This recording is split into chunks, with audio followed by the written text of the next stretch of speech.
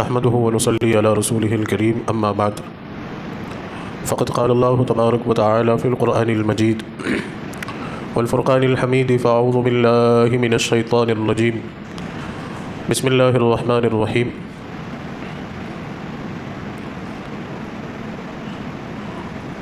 يا بني أقم الصلاة وأمر بالمعروف وانهون عن المنكر صدق الله العظيم سبحان ربك رب العزة عما يصفون وسلام على المرسلين والحمد لله رب العالمين اللهم صل على سيدنا محمد وعلى آل سيدنا محمد وبارك وسلم. عزیزان گرامی قدر، واجب الاحترام بزرگوں اور میرے دینی اور ایمانی بھائیوں، السلام علیکم ورحمۃ اللہ وبرکاتہ. میرے عزیزوں اور بزرگوں، اس دنیا میں ایک انسان کی بہت ساری خواہشات ہوتی ہے. انہی خواہشوں میں ایک خواہش یہ ہوتی ہے کہ اللہ تعالیٰ اسے اولاد نصیب کرے. اولاد اللہ تعالیٰ کی بیش قیمتی نعمتوں میں سے ایک نعمت ہے جو اللہ سبحانہ و تعالیٰ اپنے فضل سے عطا فرماتا ہے. تو سبھی ماں باپ کی یہ خواہش ہوتی ہے کہ ان کے گھر اولاد ہو، اور اولاد بھی نیک اور متقی ہو، دیندار ہو، کامیاب ہو، ان کی آنکھوں اور ان کی کلیجے کی ٹھنڈک ہو، اور بڑھاپے میں جا کر ان کا سہارا بنے. یہ خواہش ہر ماں باپ کی ہوتی ہے.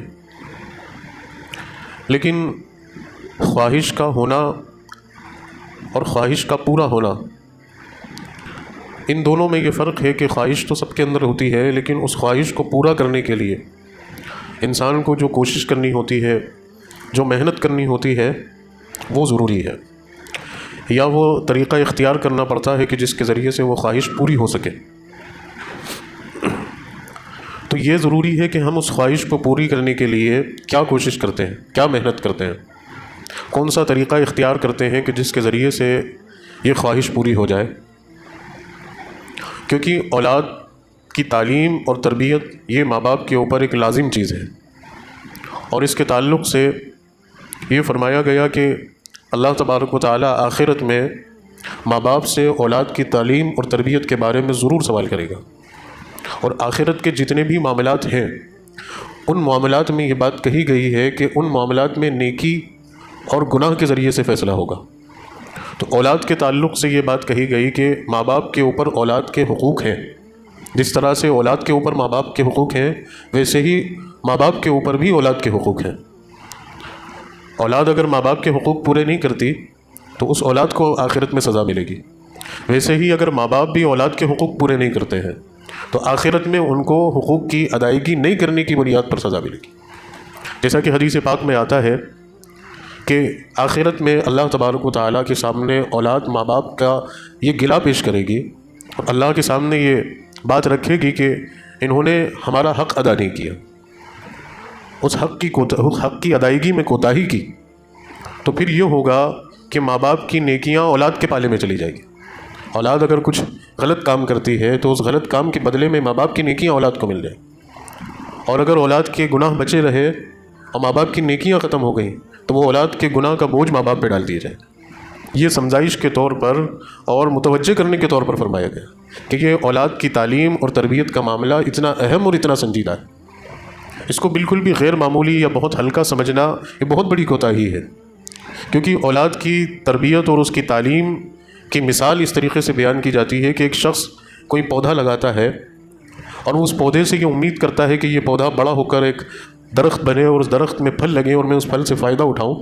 تو اس شخص کو پہلے ہی دن سے اس پودے کا خیال رکھنا پڑتا ہے، اس میں پانی دینا ہوتا ہے، اس کی حفاظت کرنی ہوتی ہے، اور ہر اعتبار سے اس کا خیال رکھنا پڑتا ہے. تب کہیں جا کر وہ ایک چھوٹا سا پودا ایک درخت بنتا ہے، اور پھر ایک عرصے کے بعد اس میں پھل لگتے ہیں اور اس پھل سے وہ پودا لگانے والا فائدہ اٹھاتا ہے. تو ویسا ہی اولاد کا معاملہ ہے کہ ماں باپ اگر شروع ہی سے، بچپن ہی سے اولاد کی صحیح تعلیم اور صحیح تربیت کرتے ہیں تو یہ صحیح تعلیم اور تربیت کی بنیاد پر وہ اولاد ان کی آنکھوں کی ٹھنڈک بنتی ہے اور بڑھاپے کا سہارا بنتی ہے. اگر تعلیم اور تربیت کے معاملے میں کوتاہی ہوئی تو پھر اولاد ضائع ہو جاتی ہے.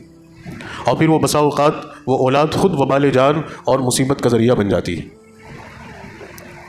اور اس کی ایک اور مثال یہ دی گئی کہ جس طریقے سے ایک کانچ کا گلاس ہوتا ہے، اس کی حفاظت میں کتنا احتیاط برتنا پڑتا ہے۔ اگر انسان اس کی احتیاط کے ساتھ اس گلاس کو رکھتا ہے تو پھر وہ گلاس اس کے کام آتا ہے، پانی پیتا ہے، شربت پیتا ہے، اور بے احتیاطی کرے تو وہ گلاس ٹوٹ جائے گا اور شیشے سے بسا اوقات خود اس کے زخمی ہونے کا اندیشہ ہے۔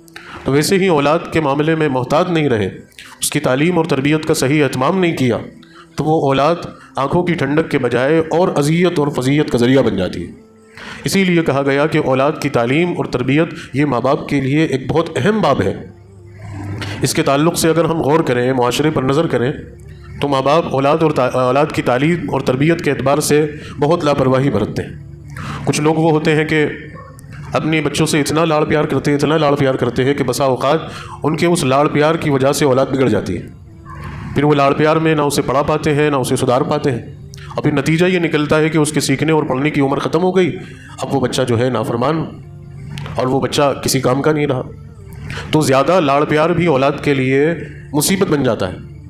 لاڑ پیار اولاد کے لیے ضروری ہے، یہ اللہ تعالیٰ نے فطری طور پر ماں باپ کے اندر رکھا ہے کہ ماں باپ کے اندر اولاد کی محبت اور اولاد کی شفقت فطری طور پر ہوتی ہے، لیکن کہاں اس کے ساتھ نرمی کرنی ہے، کہاں اس کے ساتھ رعایت کرنی ہے، کہاں اس کے ساتھ شفقت اور پیار محبت سے معاملہ کرنا ہے، اور کہاں اس کے ساتھ تھوڑا سا معاملات کو بدل کر اس کے ساتھ سختی یا اس کی تربیت کے انداز کو بدلنا ہے، یہ بھی ضروری ہے۔ تو کچھ لوگ ایسے ہوتے ہیں کہ اتنا لاڑ پیار کہ نہ اس کو بچے کو پڑھایا، نہ اس کی صحیح تربیت کی، اس کو اس کے حال پر چھوڑا۔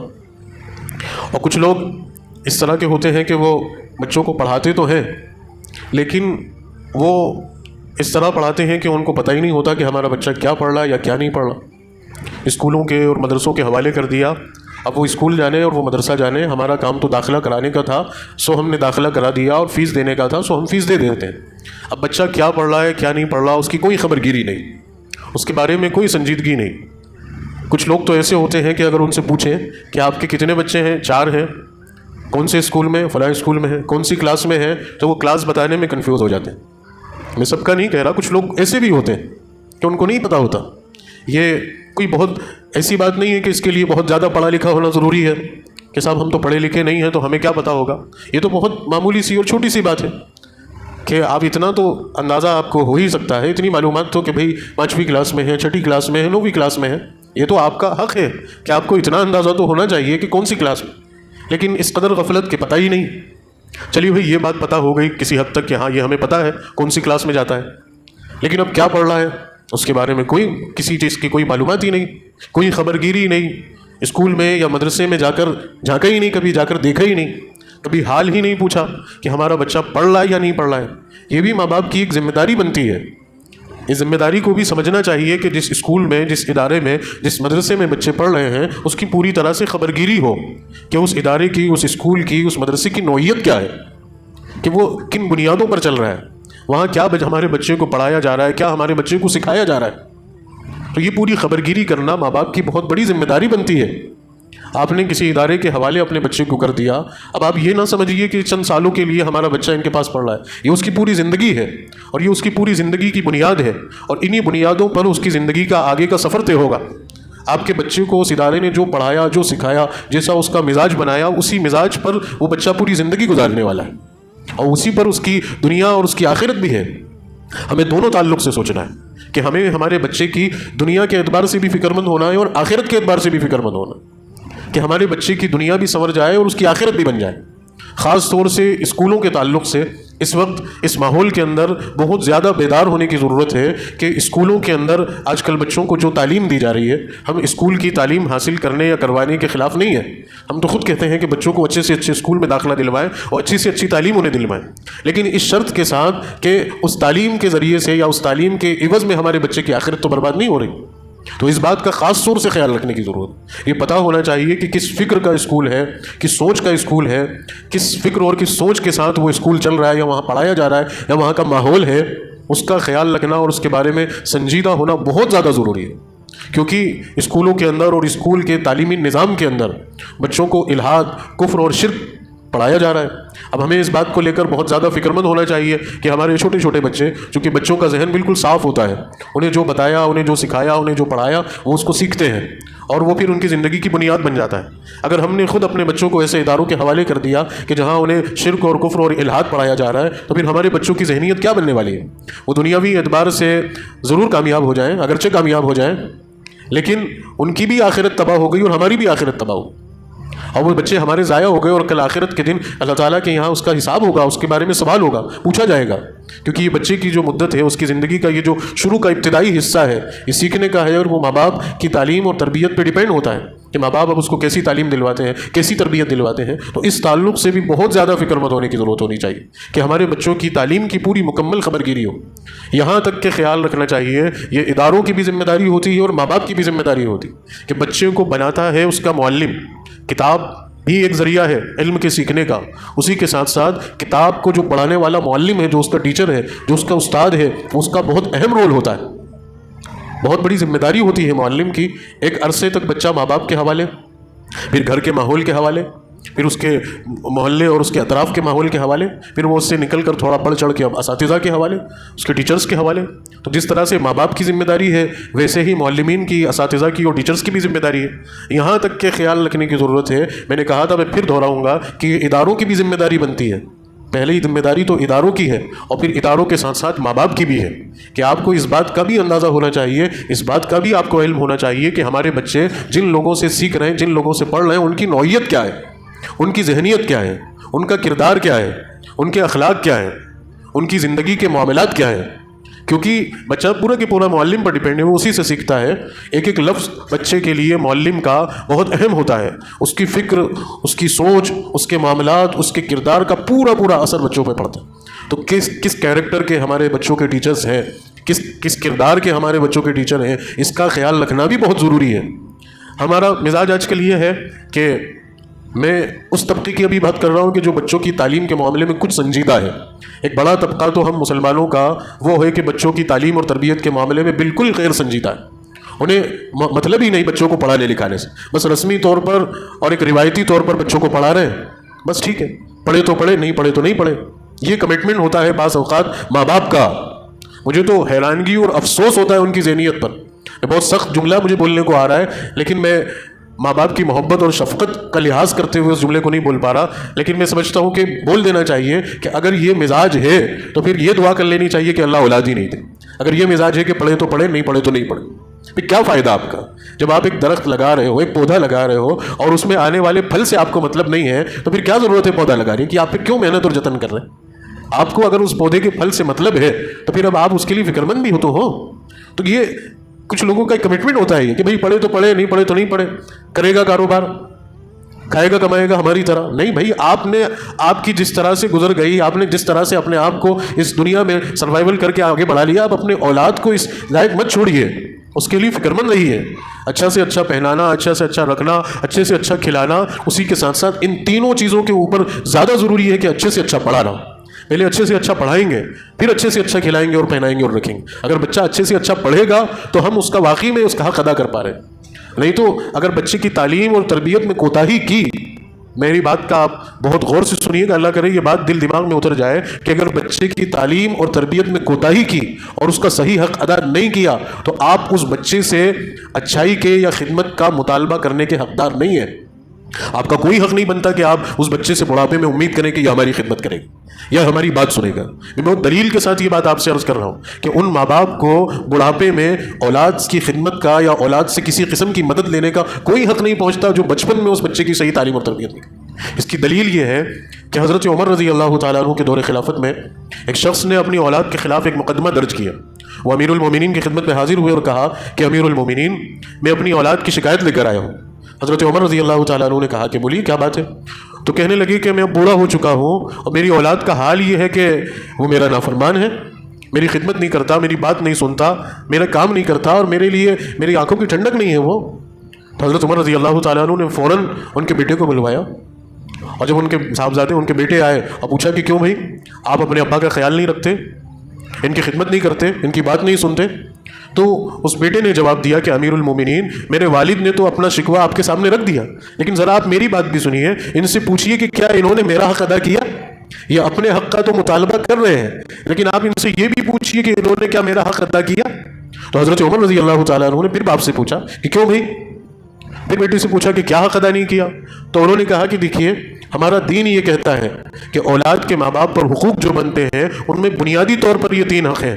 بنیادی طور پر سب سے پہلا حق یہ ہے کہ اپنی اولاد کے لیے نیک اور دیندار لڑکی کا انتخاب کرے، یعنی اپنی خود کے نکاح کے لیے نیک اور دیندار عورت کا انتخاب کرے۔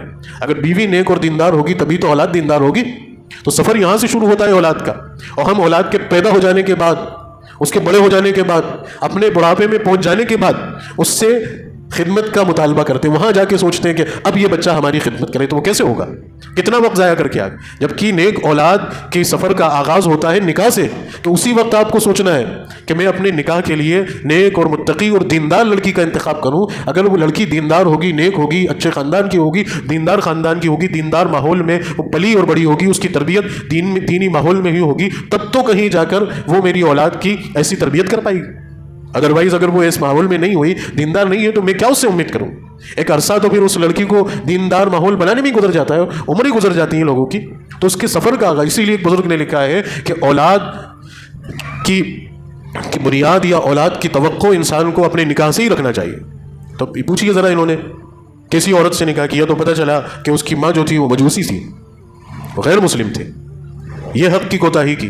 اس کے بعد پھر پوچھا کہ دوسرا حق یہ ہے کہ اولاد کا اچھا نام رکھا جائے، کیونکہ نام کے بھی اثرات ہوتے ہیں، انسان کی شخصیت پر اس کے نام کے اثرات منتقل ہوتے ہیں۔ اسی لیے کہا گیا کہ بچے کا نام آپ ایسا رکھیے کہ جس کے بہتر معنی ہوں، یا ان شخصیات کی نسبت پر نام ہونا چاہیے کہ جو لوگ نیک اور دیندار گزریں۔ آج کل ایک ٹرینڈ چل رہا ہے، ایک مزاج چل رہا ہے لوگوں کا، مجھے سخت غصہ آتا ہے، اور کچھ لوگ شاید مجھ سے اس بات کو لے کر ناراض بھی رہتے ہیں کہ بھائی آپ جو ہے، ہم آپ سے بچوں کے نام کے بارے میں پوچھتے ہیں اور آپ جواب ہی نہیں دیتے، اور مجھے ان کی ناراضگی کی کوئی پرواہ نہیں ہے۔ میں آج جمعے کے بیان میں یہ بات کہہ رہا ہوں، اس وجہ سے پرواہ نہیں، غصہ یہاں آتا ہے، پوچھتے ہیں نام کے ہمارے بچوں کا نام بتائیے۔ اب ہماری ذمہ داری ہے اس عہدے کو لے کر کہ ہم آپ کو نام ایسے بتائیں کہ جو نام اچھے معنی والے ہوں، یا اچھی شخصیت، اچھے کردار والے لوگوں کے معنی بتائیں۔ بہترین نام اس پوری کائنات میں انبیاء علیہ السلام کے نام، آپ جو انبیاء علیہ السلام کے نام ہیں ان ناموں پر اپنے بچوں کے نام رکھیے، یا انبیاء علیہ السلام نے اپنے بچوں کے جو نام رکھے ان ناموں کی نسبت پر رکھیے، یا سب سے بہترین نام، سب سے خوبصورت نام وہ نام جو نبی پاک صلی اللہ علیہ وسلم نے اپنی بیٹیوں کے اور اپنے نواسوں کے رکھے۔ یا صحابہ کرام نے ان سے پوچھا کہ اللہ کے رسول ہمیں نام بتائیے، اللہ کے رسول نے جو بتائے، یا صحابہ کرام کے نام، ان ناموں سے بہتر اور نام کیا ہو سکتے ہیں؟ ہر ماں باپ سوچتا ہے، ہر باپ سوچتا ہے، ہر ماں سوچتی ہے کہ میں میرے بچے کا نام اچھا رکھوں۔ نبی کریم صلی اللہ علیہ وسلم کو اللہ تبارک و تعالیٰ نے اولاد دی، آپ نے کتنا سوچا اور کتنے بہترین نام رکھے ہوں گے، ان ناموں سے بہتر نام کیا؟ ہم جب وہ نام بتاتے ہیں، غصہ یہاں اس بات پر آتا ہے، نام بتا دیے کہ یہ نام رکھ لو، تو ادھر سے جواب آتا ہے اس سے اچھے بتاؤ۔ یعنی تمہاری ذہنیت کی خباثت، اور اس خباثت میں ہمیں بھی گناہ گار بنا رہا ہو کہ ہم اس سے اچھے بتائیں۔ ہماری کیا اوقات کہ ہم اس سے اچھے نام بتائیں؟ میں جواب ہی نہیں دیتا، رکھنا ہو تو رکھو ورنہ مرو، رکھو۔ پھر وہ کیا، مجھے نہیں بولنا وہ لفظ، کیا کیا بےہودہ قسم کے انٹرنیٹ سے نکال کے یہ وہ رکھ لیے، اب وہ بات نہیں سن رہا ہے، بڑھاپے میں جا کے گالی دے رہا ہے، اور کتے بلیوں کے نام پہ نام رکھ لیے، اور کچھ بھی آڑے ٹیڑھے ناموں معنی والے رکھ لیے۔ تو پھر اب کیا کہا انہوں نے کہ میرے باپ سے پوچھیے کہ انہوں نے میرا نام کیا رکھا ہے، تو نام جو عجو نکل کر آیا جس کے معنی ہوتے سیاہ فام اور ایک کالا، پوچھیے کہ انہوں نے میرا حق یہ بھی ادا نہیں کیا، بہتر نام رکھنا تھا وہ بھی نہیں رکھا۔ اور تیسرا حق یہ تھا کہ انہوں نے مجھے قرآن کی تعلیم دلانی تھی، دین اسلام کی تعلیم دلانی تھی، ذرا پوچھیے کہ انہوں نے مجھے تعلیم دلائی یا نہیں دلائی؟ تو کہا کہ وہ تعلیم بھی نہیں دلائی۔ تو پھر کہنے لگا وہ لڑکا کہ جب انہوں نے میرے یہ حق ادا نہیں کیے تو یہ اب مجھ سے کیوں امید کر رہے ہیں کہ میں ان کے حق ادا کروں؟ تو حضرت عمر رضی اللہ تعالیٰ عنہ نے واپس کر دیا کہ جاؤ بھائی، جب آپ نے اپنے حق ادا نہیں کیے تو اب اولاد سے کس حقوق کی ادائیگی کا مطالبہ لے کر آپ آئے ہو؟ تو غور کرنے والی بات ہے کہ یہ معاملہ ہے، اگر ہم اولاد کی تعلیم اور تربیت کے تعلق سے سنجیدہ نہیں ہیں تو یہ ہمارے لیے ایک بہت بڑی مصیبت ہے۔ اللہ تعالیٰ اس تعلق سے فکر مند اور سنجیدہ ہونے کی توفیق ہمیں عطا فرمائے۔ اور پھر ایک طبقہ دوسرا ماں باپ کا وہ ہوتا ہے کہ انہیں کوئی مطلب نہیں بچہ پڑھے یا لکھے، انہیں تو بس یہ مطلب ہے کہ بس جلد سے جلد یہ بڑا ہو جائے اور 2 پیسے کمائے، اسے ہماری بھی مدد ہو اور اس کا بھی گزارا ہو، اور اس کو بچپن ہی سے لگا دیا ایسے کام کاج سے، اب وہ کیا پڑھتا، کیا ہنر سیکھتا، کیا کامیاب بنتا، اس کو اپنے ہاتھوں سے ضائع کر دیا۔ اس بات کو علماء نے لکھا ہے کہ یہ اسی ضمن میں آتا ہے کہ اپنے ہاتھوں سے اولاد کا قتل کرنا. 8 بڑے گناہ سورہ اعراف میں بیان ہوئے ہیں کہ جن کی معافی پر اللہ تعالیٰ سوال کرے گا. ان میں سے ایک گناہ یہ ہے کہ اپنے ہاتھوں سے اولاد کو قتل کرنا. اگر اولاد کی تعلیم اور تربیت صحیح طرز پر نہیں کی ہے تو یہ اسی ضمن میں آ جائے گا کہ اپنے ہاتھوں سے اولاد کو قتل کر دی. تو اس تعلق سے بہت زیادہ فکر مند ہونے کی ضرورت ہے. لاڑ پیار اپنی جگہ پر، لیکن اس کے ساتھ ساتھ بچے کی تعلیم اور بچے کی تربیت کا معاملہ اپنی جگہ پر. اسی کے ساتھ ساتھ بچوں کی تعلیم کے لیے اچھے اداروں کا انتخاب کرنا، ایسے اداروں کا انتخاب کرنا کہ جہاں ہمارے بچے کی دنیا بھی سنور جائے اور ہمارے بچوں کی آخرت بھی محفوظ رہے، آخرت بھی ان کی بن جائے. نہیں تو دنیاوی لحاظ سے بچوں کو خوب پڑھا لکھا دیا، خوب کامیاب بنا دیا، اور دینی لحاظ سے بچوں کو کچھ نہیں پڑھایا، کچھ نہیں سکھایا، تو آپ ان ماں باپ سے جا کر پوچھئے کہ جن کے دل کے اندر یہ قمق رہ گئی کہ ہم نے دنیاوی لحاظ سے تو بچوں کو بہت پڑھا دیا، ایک کاش ہم تھوڑا سا بچوں کو دین سکھا دیتے یا تھوڑا سا ان کی زندگی میں دین ہوتا تو آج ہمارا بچہ یا ہماری بچی اس طرح سے ضائع نہیں ہوتی. میں بہت بڑی بات آپ کو بتا رہا ہوں، شاید کچھ لوگ اس چیز کو محسوس کریں، جن لوگوں پر گزری ہے وہ محسوس کریں، اور جن لوگوں پر نہیں گزری ہے ان کے لیے میرے الفاظ کی کوئی اہمیت ہوگی یا نہیں ہوگی وہ جانے. لیکن افسوس ہوگا زندگی میں کہ کاش ہم نے ہماری بچی کو یا ہمارے بچے کو دین سکھایا ہوتا تو آج ہمارا بچہ دنیا میں بھی ضائع نہیں ہوتا اور آخرت میں بھی ضائع. تو دونوں چیزوں کو بیلنس کر کے میں ایک مثال آپ کو دوں گا ہمارے شہر کی دیواس کی، ایک بہت بڑے گھرانے کی، بہت ایجوکیٹڈ فیملی کہ اپنے وقت میں ان کے نام کے شاید ڈنکے بجتے ہوں گے. ابھی سال بھر کا بھی عرصہ نہیں گزرا ہوگا کہ ان کے گھر میں انتقال ہوا، اماں کا انتقال ہوا. 2 بیٹے ہیں، ایک بیٹی تھی، یا غالباً ایک آدھ اور تو مجھے اندازہ نہیں ہے، لیکن جہاں تک میرے علم میں ہے ایک بچہ امریکہ میں اور ایک بچہ انگلینڈ میں، بیٹی بھی ان کی ڈاکٹر ہے. میرے پاس فون آیا ایک صاحب کا کہ آپ کو جنازے کی نماز پڑھانی ہے. میں نے کہا ٹھیک، اور کہا کہ ہم نے بہت سوچ سمجھ کر آپ سے کہا ہے، ہم کسی سے بھی پڑھوا سکتے تھے لیکن بہت سوچ سمجھ کر آپ کو بلائے، تو آپ سے گزارش ہے کہ اپنی تھوڑی مصروفیت کو نکال کر ضرور آنا، کیونکہ یہ بہت ایجوکیٹڈ فیملی ہے دیواس کی. اس میں مسلمانوں سے زیادہ، مجھے سن کر افسوس ہوا، اس میں مسلمانوں سے زیادہ شہر کے غیر مسلم حضرات رہیں گے، اور بہت پڑھے لکھے، بہت پیسے والے لوگ. واقعی میں نے جب دیکھا تو اس جنازے میں مسلمانوں سے زیادہ غیر مسلم اور اچھے اچھے سرما لوگ تھے. میں ابھی آپ کو نام بتاؤں گا تو آپ کو خود کو حیرانی ہوگی کہ یہ لوگ بھی کیا جنازے میں آئے، لیکن آئے تھے. اور ان کی گزارش تھی کہ آپ کو تھوڑا سا اس حوالے سے کہ اسلام کا یہ جو کانسیپٹ ہے کہ میت کے کفن اور دفن کا جو معاملہ ہے اس چیز پر تھوڑی سی آپ کو 5 منٹ یا 10 منٹ بات کرنی ہے. میں نے کہا ٹھیک ہے میں کروں گا، اللہ مجھے توفیق دے گا. تو میں نے وہ بات کی، الحمدللہ بہت مؤثر بات رہی. ان لوگوں نے سب نے بہت دھیان سے سنا، بہت غور سے سنا، اور کچھ غیر مسلم لوگ بعد میں آ کر مجھ سے ملے بھی، اور انہوں نے یہ بات کہی کہ آج ہمارا ایک کانسیپٹ کلیئر ہوا. ہم جو چیز اسلام کے بارے میں سنتے تھے اس کے بارے میں ہمارے اندر جو غلط فہمیاں تھیں وہ کلیئر ہوئی. بہت سارے غیر مسلم آ کر مجھ سے. میں بتانا یہ چاہ رہا ہوں کہ اس جنازے کا حال یہ تھا کہ ماں کا جنازہ ہے، بیٹا انگلینڈ سے آیا ہے نا. ایک بیٹے نے تو نماز پڑھی، لیکن جو انگلینڈ سے آئے تھے صاحب، میں نے پوچھا، میری عادت ہوتی ہے بھئی آؤ بچوں آپ کا حق ہے یار، آپ پڑھاؤ. ماں باپ کے جنازے کو پڑھانے کا حق پہلے اولاد کا ہے، خاندان اور گھر والوں کا ہے. اگر وہ اس لائق نہیں ہے تو پھر آپ مولوی حضرات سے پڑھوائیں. آپ اس لائق بنتے؟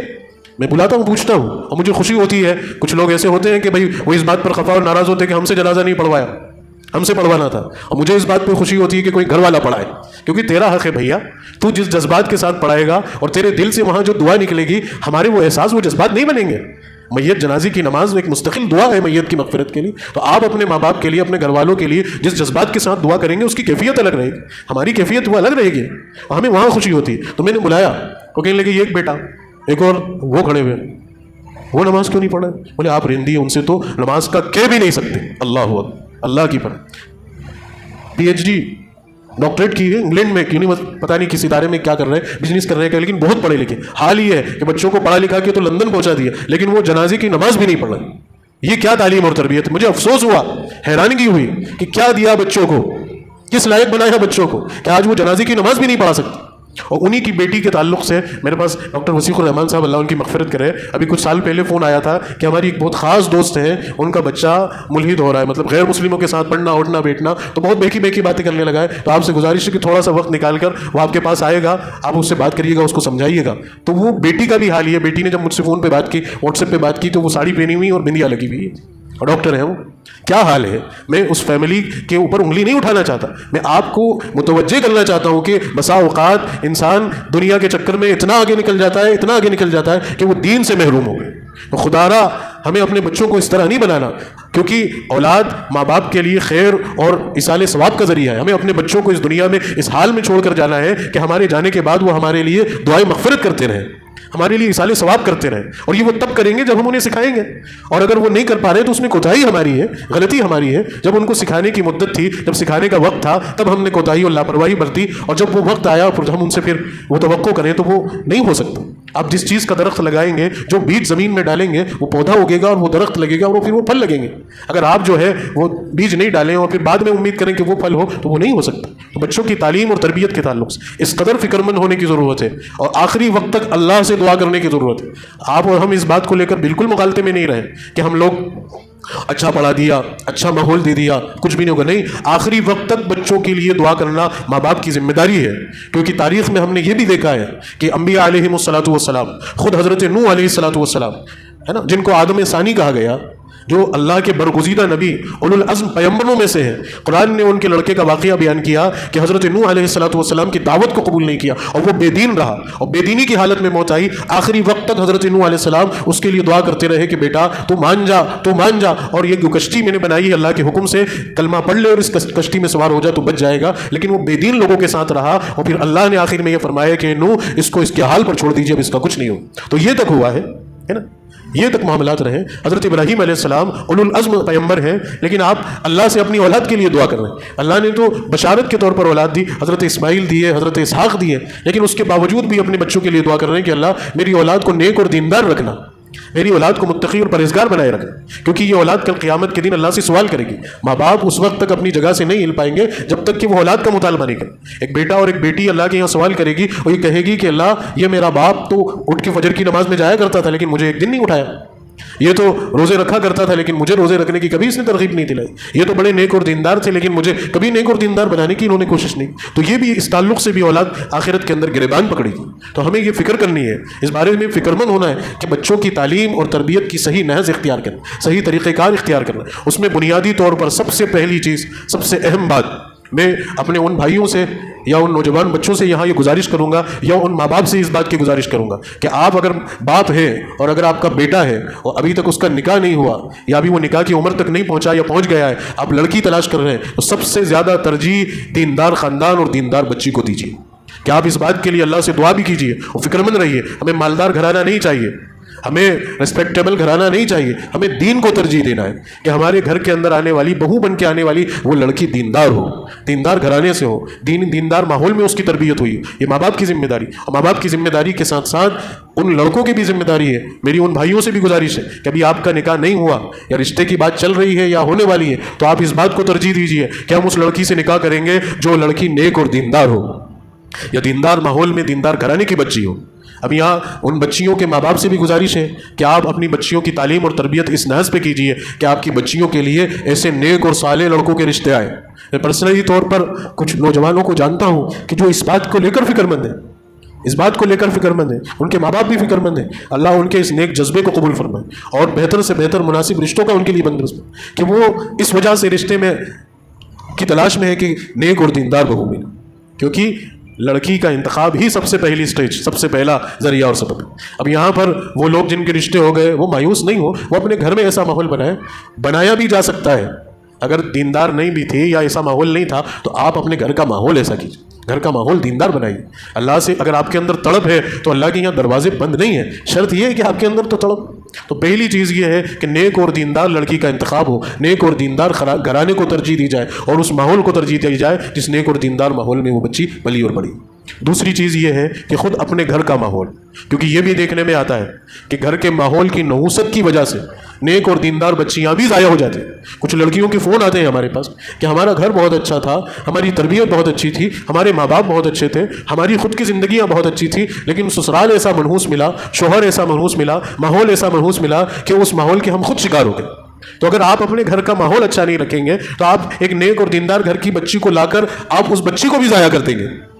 اس بچی کو بھی برباد کر دے تو پھر کیا تعلیم اور تربیت بچوں؟ تو خود اپنے گھروں کا ماحول، کیونکہ بچہ سب سے پہلے اپنے گھر سے سیکھتا ہے اور اپنے گھر میں اپنے ماں باپ سے سیکھتا ہے. اس کی زندگی کے شروع کے کچھ مہینے اس کے ماں باپ کے ہی ہوتے ہیں، اس کے ماں باپ کے کمرے کی چار دیواری میں ہی. اب وہ ماں باپ کو جو جیسا کرتے ہوئے دیکھ رہا ہے، جیسی باتیں سن رہا ہے، وہ ساری کی ساری اس کے اندر اتر رہی ہیں اور وہی چیزیں اس کے اندر جائیں. تو گھر کا ماحول، ماں باپ کا ماحول، محلے کا ماحول، پڑوس کا ماحول. میں اس پہ بھی 2 لفظ بولنے چاہ رہا ہوں کہ بچوں کی صحیح تعلیم اور تربیت میں محلے کے ماحول کا بھی بہت بڑا عمل دخل ہے.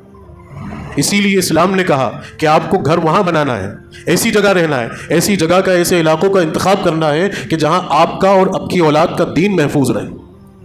یہ اگر ایسے علاقوں میں، ایسی جگہوں میں آپ نہیں رہ رہے تو آپ ہجرت کر جائیں. یہ خاص طور سے ہجرت کا حکم، ہجرت ہوئی اسی لیے ہے کہ دین محفوظ رہے، زندگیاں محفوظ رہے. ایسے ماحول میں رہ رہے ہیں بالکل غیر مسلم ماحول ہے، غیر لوگوں کا ماحول ہے، دور دور تک نہ مسجد کے اتے پتے ہیں، دور دور تک نہ اذانوں کی آواز آ رہی ہے، اور ایسی بے دینی کا ماحول کہ کیا ہو رہا ہے کیا نہیں ہو رہا. تو یہ ایسی جگہوں پر رہنا بھی خطرے سے خالی نہیں ہے. میری گزارش ہے ان مسلمان بھائیوں سے کہ جو ایسے علاقوں میں، ایسے محلوں میں، ایسی جگہوں پر رہ رہے ہیں کہ جہاں دین محفوظ نہیں ہے، خود اپنا بھی اور بچوں کا بھی، تو چھوڑ دیجیے ان علاقوں، چھوڑ دیجیے ان کالونیوں کو، چھوڑ دیجیے ان بستیوں کو. ایسی جگہوں کا انتخاب کیجیے کہ جہاں خود کا بھی دین محفوظ ہو، بچوں کا بھی دین محفوظ. ایک اس بات سے، اور دوسری وقت اور حالات کے خود تقاضے ہیں. آپ خود سمجھتے ہیں کہ اس وقت کس طرح سے، کن ماحول میں ہمیں رہنے کی ضرورت ہے. دوسری چیز اب اس بات پر ہے کہ چلیے بھائی یہ بات تو ہو گئی آپ کی بڑی اچھی کہ ایسی جگہ پر، ایسے ماحول میں، لیکن خود مسلم محلوں کا حال آپ آج دیکھ لیجیے کہ وہ اس سے زیادہ خطرناک ہے، اس سے زیادہ بری حالتوں میں ہے، کہ سب سے زیادہ تباہی اور بربادی وہیں ہو رہی ہے. تو یہ تباہی اور بربادی کا رونا یہ اپنی جگہ پر ہے، لیکن اسی کے ساتھ ساتھ ایک ذمہ داری ہماری بھی بنتی ہے کہ ہم اپنے ماحول کو صاف کریں، اس ماحول کو کلین کریں، اس ماحول کو درست کریں. اس ماحول کو درست اور صاف کرنے کی ذمہ داری بھی ہماری بنتی ہے. کہ آج آپ دیکھیں کہ مسلم محلوں کا، مسلم کالونیوں کا کیا حال ہے، بیان کرنے کی مجھے ضرورت نہیں ہے، آپ سب بہت اچھے سے جانتے ہیں. آج مسلمانوں کے محلوں کو جو پہچانا جاتا ہے، ان کی پہچان الگ ہی ہے. کسی زمانے میں آج جیسا مسلم بستیوں کا حال ہے، گندگی کے تعلق سے، ناخواندگی کے تعلق سے، نشے کے تعلق سے، جوئے کے تعلق سے، سٹے بازی کے تعلق سے، چھوٹے چھوٹے بچے سگریٹیں پی رہے ہیں، نشہ کر رہے ہیں، وہ پتہ نہیں کیسی اپنی زندگیوں کو برباد کر رہے ہیں. نہ ماں باپ کو فکر ہے، نہ محلے داروں کو فکر ہے. اس کے اثرات اور اس کے نحوست سب پر پڑتے ہیں. یہ کوئی بھی اس خوش فہمی میں نہیں رہے کہ میرے بچے بچے ہوئے ہیں، میرا گھر بچا ہوا ہے. اس کی نحوست کا شکار سب ہوں گے اور اس بستی پر آنے والے عذاب سے سب دو چار ہوں. اللہ کی پناہ مانگنی چاہیے کہ اس بستی پر خیر نہیں اترتی. جس بستی میں زنا ہو رہا ہے، جس بستی میں جوا ہو رہا ہے، جس بستی میں نشہ ہو رہا ہے، وہ بچے برباد ہونے، سب تباہ ہوں گے. اللہ ہم سب کی حفاظت کرے. تو میں عرض یہ کر رہا تھا کہ کسی زمانے میں یہ یہودیوں کی پہچان ہوتی تھی کہ یہودی اس طرح سے رہتے تھے، لیکن آج مسلمان رہ رہے ہیں اس طریقے سے. تو یہ بھی ایک لمحہ فکریہ ہم سب کے لیے، ہم کو سب کو سوچنے والی بات. بچوں کی، میری آپ کی، سب کو بچوں کی تعلیم اور تربیت کے تعلق سے اس بات کا بھی انتخاب ہونا ضروری ہے کہ اچھے ماحول میں، اچھے محلوں میں ہمارے بچوں کا بچپن گزرے. دوسری اگلی جو چیز ہے وہ بچوں کی تعلیم، بچوں کے تعلیمی اداروں کا انتخاب کرنا. کہ اب آپ اپنے بچوں کی تعلیم کے لیے کن اداروں کا انتخاب کر رہے ہیں، کن مدرسوں کا انتخاب کر رہے ہیں، کن اسکولوں کا انتخاب کر رہے ہیں. یہ بہت ضروری ہے. اس تعلق سے بھی بہت زیادہ فکر مند ہونے کی ضرورت ہے. آپ اس بات کے چکر میں بالکل نہ رہیے کہ ہمارا گھرانہ دیندار ہے، ماحول دیندار ہے. میں آپ کو ایک بہت اہم بات بتانے جا رہا ہوں کہ ہمارا بچہ مسجد میں نماز کو بھی جاتا ہے نا، گھر پہ حافظ صاحب پڑھانے کے لیے بھی آتے ہیں. اب ہم مطمئن ہیں اب ہمارا بچہ کسی بھی اسکول میں جا کر تعلیم حاصل کرے اس کا کچھ بھی نہیں ہوگا. بالکل بھی فکر اس چیز کے تعلق سے غفلت میں نہ رہی ہے، کیونکہ اسکول آپ کے بچے کو جو پڑھاتا، جو لکھاتا اور جو سکھاتا ہے، وہی آپ کی بچے کی اگلی زندگی کے مستقبل کا توشہ اور اس کے لیے رخت سفر بنے گا. میری خود کی بات ہے، میں نام عرض نہیں کروں گا، میں بالکل بھی پہچان نہیں بتانا چاہتا. بس اتنا ضرور عرض کروں گا آپ کو سنجیدہ کرنے کے لیے.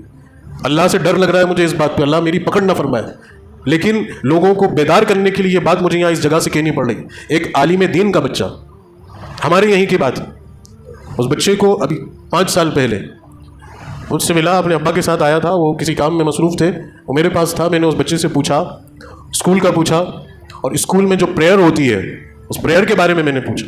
اور اس سے جب وہ پریئر سنی تو اس نے مجھے شلوک سنائے، اس نے مجھے شلوک سنائے جو شرکیہ الفاظ تھے، کفریہ الفاظ تھے. تو آپ اس بات کو لے کر پتہ نہیں سنجیدہ ہوئے یا نہیں ہوئے. ایک عالم کا لڑکا تھا، وہ عالم دین کا بچہ تھا، لیکن ادارے کا صحیح انتخاب نہیں ہوا تو وہ بچہ شلوک پڑھ رہا ہے، وہ شرکیہ اور کفریہ الفاظ زبان سے دہرا ہے. کہاں ہیں ہم، کس ماحول میں ہم؟ ایسے وقت اور ایسے ماحول میں آپ کے بچوں کی کیا نوعیت ہو رہی ہوگی، کیا ان کو سکھایا جا رہا ہوگا؟ ماں باپ ہمارے پاس آتے ہیں کہ بہت اچھے اسکول میں داخلہ کروایا تھا، 1000 روپے فیس دی تھی، بچہ 4 دن اسکول گیا اور کیا آ کے دیکھا کہ وہ بچہ آ کے ہاتھ جوڑ رہا ہے. میری ماں مجھے کہنے لگے کہ میری ماں کے قدموں تلے زمین کھسک گئی کہ دادا حافظ ہے اور گھر کے اندر دینی ماحول ہے، لیکن بچے کے اسکول کا انتخاب ایسا کیا کہ بچہ ہاتھ جوڑا. کیا ذہنیت بنائی جا رہی، کس ماحول میں بچوں کو ڈالا جا رہا ہے. تو یہ ایسے اداروں کا انتخاب کرنا کہ جہاں ہمارے بچوں کا دین محفوظ رہے، ان کی آخرت محفوظ رہے، یہ بھی ضروری ہے. اب آپ کو اس بات کے چکر میں مت جانا کہ ہم خود ایک اسکول دیکھتے ہیں تو بھائی انہوں نے ان کے اسکول کی بات کر دی. یہ اسکول بنانا اور اسکول چلانا وقت کے تقاضے کی بہت بڑی ذمہ داری تھی. جو لوگ میرے ساتھ ہیں یا ہم یہ جو کام کر رہے ہیں خدمت دین کی نیت سے اور ارادے سے کر رہے ہیں کہ ہمارے شہر کے بچوں کو ایسے اسکول ایسے ادارے ملے، تو الحمدللہ مسلم ادارے ہمارے یہاں تھے، وہ اپنے طرز پر چل رہے تھے، بہت اچھے چل رہے تھے اور بہت اچھے انشاءاللہ آگے چلیں گے. بہت سارے مسلم اسکولس ہیں، دینی اسکولس کی بھی بنیادیں اب ڈل چکی ہیں. تو میری آپ سب سے گزارش ہے کہ ایسے اداروں کا انتخاب کیجیے، اپنے بچوں کو ایسے اسکولوں میں داخل کروائیے کہ جہاں ان کا دین محفوظ رہے، ان کی آخرت محفوظ رہے. تو یہ بنیادی چیزیں ہیں جن پر عمل کرنا سبھی ماں باپ کی سب سے بڑی ذمہ داری بنتی ہے. یہ میں نے جمعے کا عنوان اور بیان اسی ماحول سے لیا ہے کہ اسکول کی تعلیم کا آغاز ہو رہا ہے، یہاں سے سال شروع ہو رہا ہے. ہم یہیں سے بچوں کے لیے فکر مند ہوں، دعائیں کریں. اللہ تعالیٰ میری کہی ہوئی بات پر